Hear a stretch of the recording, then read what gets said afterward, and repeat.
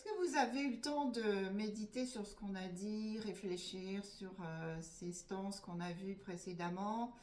Est-ce que vous méditez dessus régulièrement ou pas? Et est-ce que vous avez des choses à nous partager, des choses ou des questions à poser? Personnellement, non, j'ai commencé à lire le livre.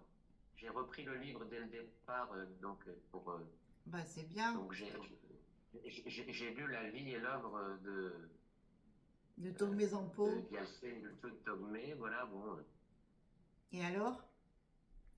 eh ben écoute, je suis encore loin du compte, hein. Ouais, mais ça, c'est ton ego qui dit ça tout à l'heure, tu disais le contraire. Et là Ah bah oui, maintenant, c'est mon ego tu vois aussi, hein. l'ego comme il change, hein, il est changeant d'une seconde à Ouais, l'autre. ouais. Donc il est pas, c'est pas la vérité l'ego, hein, c'est ce qu'on va voir tout à l'heure d'ailleurs, et qu'on voit régulièrement et qu'il faut se répéter régulièrement. Le dharma, c'est ça, faut vraiment se rabâcher les choses, il faut s'imprégner et constamment jusqu'à que ça devienne vraiment, ça a pris racine en nous et que ça soit qu'on soit voilà à 100% dedans.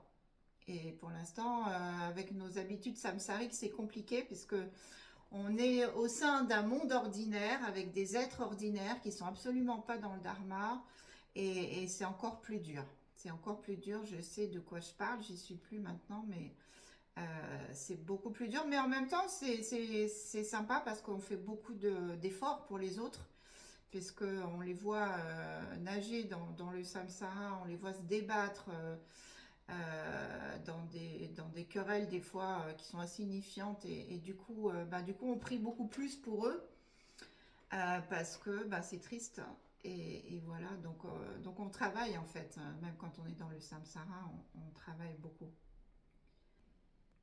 Et moi, ça m'a fait la lecture, enfin, pour l'instant, là où on en est, ça m'a fait des rappels parce que tu avais lu, je crois que c'est du même maître, c'est Audace et Compassion.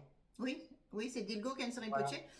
Alors Ouais, voilà. Donc, ouais. ça m'a fait des petits rappels comme ça. Ouais. Et ça, c'est, bah, Dilgo Khyentse Rinpoche a écrit beaucoup d'ouvrages, en fait, qui sont édités aux éditions Padmakara. Donc, notamment, là, j'ai sorti les éditions Padmakara sont merveilleux parce que ils ont traduit des textes très importants.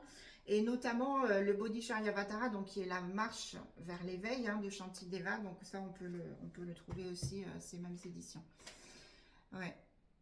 Donc oui, c'est ça en fait. En fait, en fonction enfin les livres, on les lit, on s'aperçoit finalement, c'est toujours les mêmes choses hein, qui sont dites. Hein. C'est l'amour et la compassion, c'est la vacuité, toutes ces choses-là, le détachement, les émotions, enfin etc.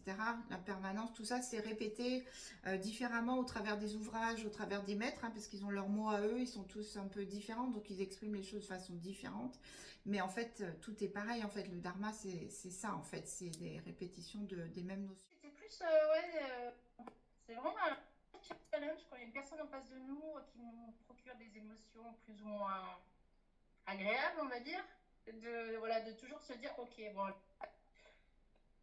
voilà, de se mettre, d'avoir assez de recul et de détachement pour se dire, bon, ben, elle est là pour m'apprendre quelque chose et je la place moi. Et voilà, quelque part, c'est un maître sur le chemin, quoi. Et voilà, c'était juste ce truc-là où c'est dur, Ben,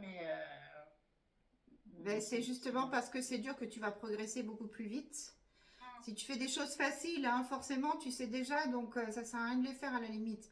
Mais si tu fais des choses qui sont dures, c'est là où tu avances. Donc c'est merveilleux. Si tu arrives à faire ça, c'est magnifique. Tu peux la mettre au-dessus de ta tête. Si c'est trop dur pour toi, tu peux la visualiser sous la forme d'un bodhisattva. Donc en général, c'est Chenrezi, puisque c'est le Bouddha de la compassion. Donc c'est bien Shenrezi. Mais après, si tu as un yidam particulier auquel tu es entraîné, tu peux visualiser cette personne sous la forme de ce yidam. Et je te garantis que cette personne, elle se calme, ça l'apaise, ça lui fait beaucoup de bien. Et du coup, les tensions sont éliminées complètement sur le champ. Hein.